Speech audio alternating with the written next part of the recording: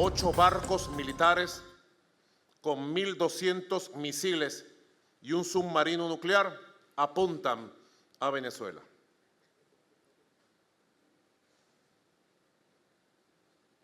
Es una amenaza extravagante, injustificable, inmoral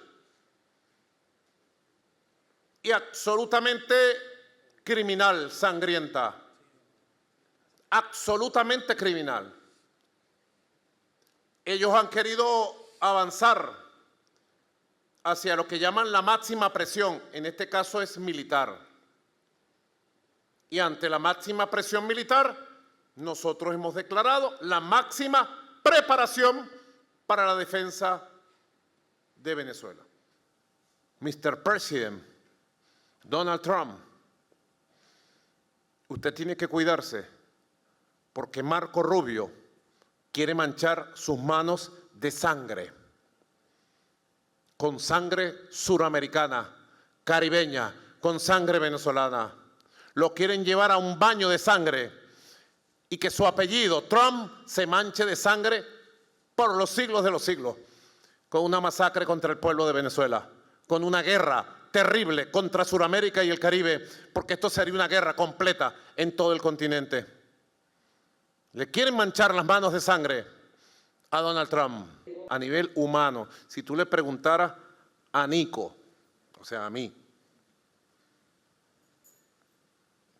Nico, ¿qué mensaje le mandas tú al señor Donald Trump, que es presidente de Estados Unidos? Que busque la paz y en nosotros conseguirá siempre una mano amiga para la paz, con desarrollo, con independencia, con dignidad y respetando, no buscando un cambio de régimen. Presidente Donald Trump, la búsqueda de cambios de régimen está agotado y está fracasado como política en el mundo. Any additional details to share about the Venezuela strike now? Well, the president made the announcement and said it was a lethal strike. I think the Pentagon will have more details and other things to offer you here in the next few hours, hopefully. Say what kind of vessel it was? Yeah, vessel. The drug vessel was carrying drugs. Size? I'll refer you to the Pentagon. They'll give you more details on that when in the next. I anticipate shortly, probably while we're in the air. How many deaths with the lethal force? Again, look, I'm trying to be evasive. I'll let the Pentagon answer that. Suffice it to say that the president is going to be on offense against drug cartels and drug trafficking in the United States. It destabilizes not just the country, but the entire Caribbean basin. These particular drugs were probably headed to Trinidad or some other country in the Caribbean, at which point they just contribute to the instability these countries are facing. So the president's been very clear that he's going to use the full power of America and the full might of the United States to take on and eradicate these drug cartels, no matter where they're operating from and no matter how long they've been able to act with impunity. Those days are over. The region, do you plan those operations to continue? Do you expect those operations to continue? I think as long as those vessels are in the region and as long as the president's in the White House, he's made very clear he's not going to allow the United States to continue to be flooded with cocaine and fentanyl and other drugs coming from different places, this one from Venezuela, which is a common route. That, by the way, some of it ends up in Europe, a lot of it ends up in Puerto Rico and then on into the United States mainland. So no one should be surprised. That's why they're there on a counter-drug mission, and they're going to continue to operate. As far as specifics and future operations, I have to refer you to the Pentagon on that. This is a DoD operation.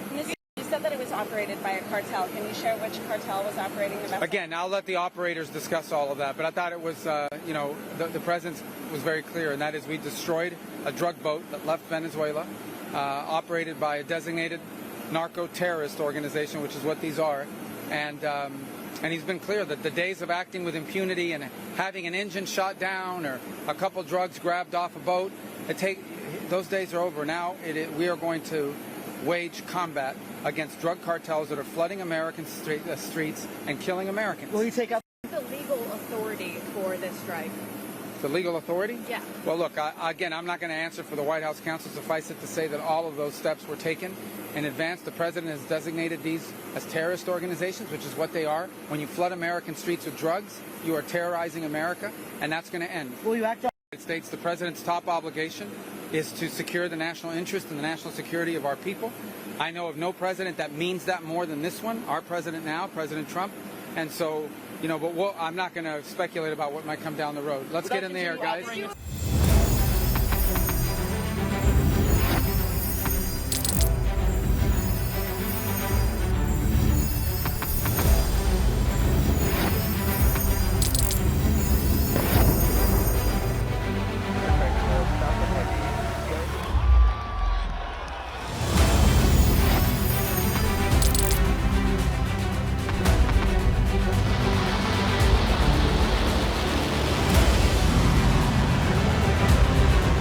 Been fighting so long and so hard that they don't know what the they're doing.